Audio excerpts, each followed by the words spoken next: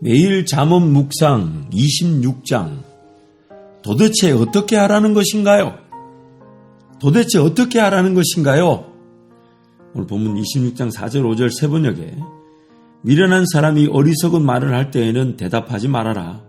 너도 그와 같은 사람이 될까 두렵다. 미련한 사람이 어리석은 말을 할 때에는 같은 말로 대응하여 주어라. 그가 지혜로운 채 할까 두렵다.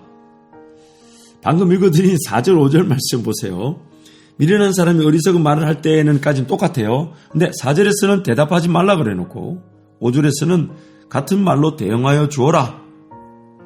도대체 어떻게 하라는 것일까요? 한번 예를 들어볼게요. 어떤 시어머니가 명절에 며느리들이 왔어요. 죄송합니다. 며느님들이 오셨어요. 이런 표현도 죄송합니다. 이래 하면 되지. 며느리들이 오셨어요. 근데 며느리들이 오니까 이 부엌이 갑자기 복잡해졌어요. 그러니까 시어머니가 야야 다 복잡하다. 다들 나가라. 그래서 며느리들 할 수 없이 다 나왔어요. 그랬더니 이번에는 나가라 한다고 다 나가면 어떻게 하냐고 며느리들에게 핀잔을 줍니다. 참고로 저희 집에서는 며느리가 둘밖에 없기 때문에 이런 일은 일어나지 않습니다. 모순처럼 보이지만 지금 시어머니가 원하는 것이 무엇인지는 듣는 며느리들은 다 알죠. 오늘 본문 말씀이 이와 같은 분위기입니다. 미련한 사람이 어리석은 말을 할 때는 대답하지 말아라 했다가, 왜냐하면 그 미련한 사람하고 같은 부류가 될까 두렵다. 근데 또 미련한 사람이 어리석은 말을 할 때는 같은 말로 대응해 주어라. 왜냐하면 그 미련한 사람이 자기 말이 지혜로운 줄 안다. 이 문제가 될 수 있다는 거죠. 미련한 사람이 어리석게 말할 때 괜히 말 섞었다가 어리석은 사람과 같은 부류가 될까 두려우니까 경계하라 하시면서 같은 말로 대응해 주라는 것은 도대체 그걸 우리는 어떻게 해석해야 되는 걸까요? 며칠 동안 여러분 우리 잠언의 말씀을 살펴보면서 그런 오해, 잠언에 대한 오해들을 살펴봤죠. 하나님의 섭리라는 것은 하늘이 땅보다 높은 같이 사람이 다 헤아릴 수 없는 원리와 질서를 담고 있습니다. 그래서 사람이 경험하고 관찰하였다 해도 결코 다 이해할 수가 없습니다. 이해될 수가 없습니다. 마치 더듬어서 마치 코끼리를 더듬다 했을 때 누구는 꼬리를 붙잡고 코끼리를 하고 다리를 붙잡고 코끼리를 하고 코를 붙잡고 코끼리를 하고 그 상하 뿔을 붙잡고 코끼리를 하고 말할 수 있는 것처럼 우리는 그 하나님의 섭리를 다 이해할 수 없습니다. 관찰한다 하지만 다 볼 수 없고 또 마땅히 경험도 다 할 수가 없죠. 그렇기 때문에 이것을 우리는 어떻게 해석해야 되냐. 또한 지금 이 상황에 적용돼야 하는 것이 무엇인지를 모를 뿐만 아니라 또한 적용되지 말아야 하는 것이 무엇인지 분별하기도 쉽지 않습니다. 그래서 잠언을 비롯한 구약의 말씀을 적용할 때 엉뚱한 것을 적용하느라 정작 따르고 지켜져야 할 것들이 놓쳐질 수 있다는 것이죠. 잠언, 구약의 말씀에 대한 오해에서부터 이런 문제들이 생겨납니다. 또한 이 반면에 고려되어져야 할 내용들이 너무 많아 그런 고려되어져야 할 내용들을 내가 놓쳤다고 해도 하나님의 섭리는 그러한 놓친 것, 실패, 실수 속에서도 또 우리에게 은혜를 주실 수 있다는 것, 이게 바로 우리에게는 희망이 됩니다. 고려되어져야 될 것들이 너무 많죠. 그래서 복잡하게 보이죠. 그러나 하나님께서 깨닫게 하시면요, 무엇이든지 지금 이 순간에 내가 감당할 수 있는 만큼, 순종할 수 있는 만큼 깨달을 것을 깨닫게 하시고 붙잡고 기도하게 하시고 적용하고 열매를 보게 하실 것입니다. 고려되어야 할 것들이 너무 많아 보여도 하나님의 은혜의 섭리로 지금 내가 순종할 수 있는 만큼 하나님 나를 인도하신다는 것이 오늘 우리를 그 긴장감 속에서 안도하게 하며 감사하게 하는 것입니다. 그래서 우리는 하나님의 은혜로 산다고 하는 것이죠.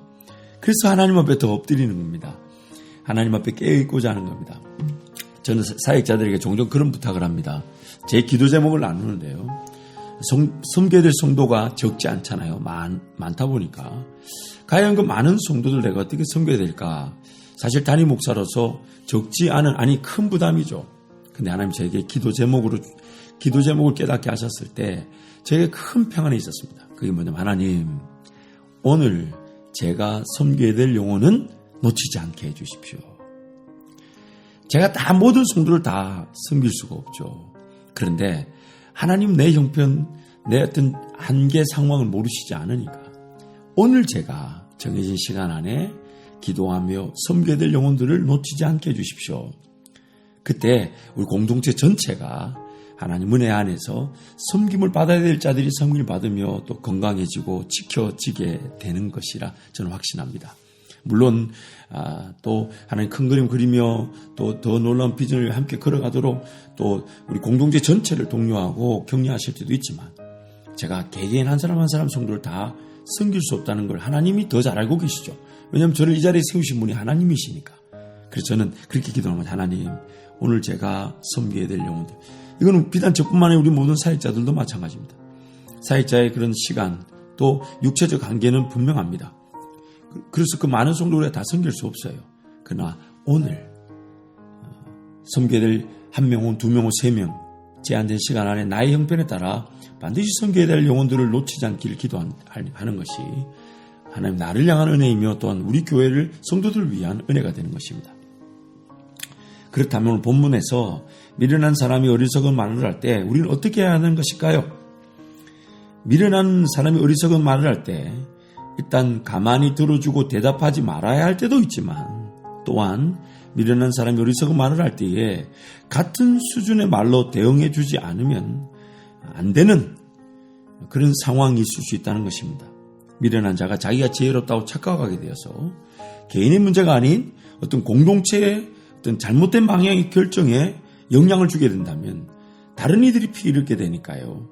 그것을 적절하게 대응해줘서 잘 설득하고 자기 어떤 방식보다 너 미련해 이러는 것이 아니라 자기가 미련한 자가 이해하고 받아들일 수 있는 그런 말로 그 수준의 표현 방식과 전달력으로 대화를 해야 된다는 것이죠. 그럴 상황이 있다는 겁니다. 미련한 자의 말에 가만히 들어줘야 될 때가 있고 미련한 자의 말에 적절하게 같은 수준으로 대응해 줘야 될 때가 있다는 것입니다. 그러므로 잠언의 말씀을 대할 때마다 우리가 잊지 말아야 하는 것은 성령 하나님만이 적절한 때, 적절한 상황, 그리고 적절한 순종을 아십니다. 적절한 때, 적절한 상황, 적절한 순종을 아십니다.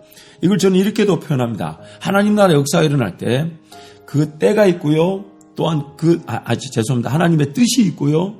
즉 무엇을 이루기를 원하시는지 뜻이 있고요. 또한 그 뜻이 하나님의 때에 하나님의 방법으로 나타나죠. 때와 방법과 뜻이 합의가 이 세 가지가 일치가 돼야 역사가 나타납니다. 그러므로 성령 하나님만이 언제가 적절한 때인지 그리고 그 상황이 언제가 적절한 상황인지 적절한 순종인지를 아십니다. 그래서 적절한 때에 대한 이해, 그 다음에 현재 상황에 대한 적절한 이해, 또한 이 적절한 때에 적절한 상황에 무엇이 적절한 순종인지를 성령 하나님만이 아신다는 것입니다. 잠언을 암송하는 건 매우 좋습니다. 그것이 적절할 때에 기준이 되어 나타날 수 있지만 그러나 상황 이해나 방법을 전혀 모른 채 무조건 적용하려고 해서는 안 된다는 것입니다. 잘못 적용하면 오히려 더 큰 수치와 부끄러움을 당하게 되고 문제 어려움이 더 크게 생겨날 수 있습니다. 그래서 잠언이 뭐라고 얘기합니까? 모든 지혜와 모든 명철이 어디서부터 오냐면 하나님을 두려워하는 것, 하나님을 경외하는 것. 그래서 하나님을 경외하는 것이 모든 지혜와 지식의 근본이다라고 말씀하는 것이죠.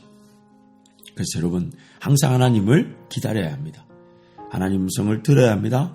그리고 들린 대로 순종하며 따를 때에 적절한 때에 적절한 상황을 이해하고 적절한 순종으로 잠언의 말씀들을 통해 우리 삶 가운데 열매 맺게 하시는 하나님 은혜를 누리게 될 줄 믿습니다.